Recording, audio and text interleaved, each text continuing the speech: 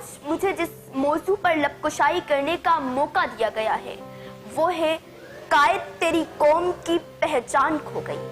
اس موضوع پر تقریر کرنے کے لیے جب میں نے قلم اٹھایا تو جدید دور کا یہ قلم مجھ سے سوال کرنے لگا کہ تمہاری بھی پہچان تھی کیا؟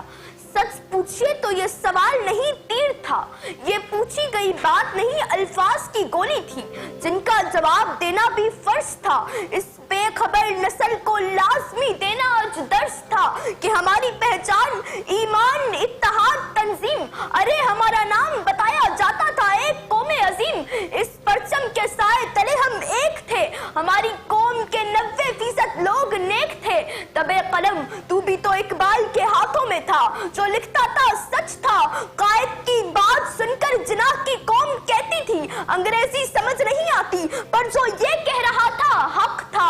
اس پاکستان کا مطلب لا الہ الا اللہ تھا، پر یہاں ہندو اپنے مندروں کو آزاد تھا اور عیسائی اپنے گرجا گھروں میں جا کر عبادت کرنے کو آزاد تھا۔ ہمت، جرأت، غیرت ہمیں وراثت میں ملی تھی، پر وقت گزرا اور اچانک یہ روشنی تاریکیوں میں بدل گئی۔ تب اے قلم تو بھی بکا، زبانیں بھی خرید لی گئی۔ ہم نے اپنی دانائی والی پہچان کھوئی جب اپنی غلطیوں سے بنگلہ دیش بنایا۔ ہم نے اپنی جرأت والی پہچان کھوئی جب اپنی حماقتوں سے اس سرزمین کو باطل قوتوں کے استعمال کا اڈا بنایا۔ ہم نے اپنی غیرت والی پہچان کھوئی جب آفیہ صدیقی کو دشمنوں کے حوالے کیا، اور ہم نے اپنی پہچان تو کیا لا الہ الا اللہ والا مقصد تک کھو دیا۔ ہم نے اپنی پہچان کھوئی جب سنی، شیعہ، دیوبندی کے نعرے لگا کر ایک دوسرے کو مارنا شروع کیا۔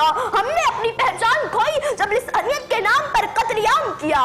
نظریہ کھو گیا، آج وہ سوچ کھو گئی، جاگ چکی تھی جو آج وہ قوم سو گئی۔ نہ روب رہا، نہ دبدبا، نہ جلال وہ، قائد تیری قوم کی پہچان کھو گئی۔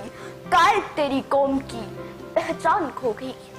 یہی حقیقت ہے، جو قوم اپنے اصل مقصد سے ہٹ جائے اس کی پہچان ایک دن کھو ہی جاتی ہے۔ صدر علی وقار، ہم نے اپنی پہچان کھوئی جب ریمنڈ ڈیوس جیسے قاتلوں کو قانون اور اپنے شہریوں سے بالاتر بنایا۔ ہم نے اپنی پہچان کھوئی جب پولیس والوں نے ذہنی معذور صلاح الدین کو موت کی نیند سلایا۔ ہم نے اپنی پہچان کھوئی جب وحشی درندوں نے موٹر وے پر بچوں کے سامنے ان کی ماں کو ظلم کا نشانہ بنایا۔ ہم نے اپنی پہچان کھوئی جب عمر عباد جیسے ہزاروں مظلوموں کو انصاف کے لیے در بدر پھرایا۔ ہم نے اپنی پہچان کھوئی جب اس قوم کے لوگوں نے مذہب کو بنیاد بنا کر سری لنکا کے شہری کو مار کر سڑکوں پر جلایا۔ ہم نے اپنی پہچان کھوئی جب جاگیرداروں نے عدالت میں گواہ کو خرید کر قانون کا مذاق اڑایا۔ تو پھر شاعر بھی قائد سے مخاطب ہو کر یہ کہنے لگے کہ بے اثر ہو گئے سب غرفے نوا تیرے بعد، کیا کہے دل کا جو احوال ہوا تیرے بعد۔ تو بھی دیکھے تو ذرا دیر کو پہچان نہ پائے، ایسی بدلی تیرے کوچے کی فضا تیرے بعد۔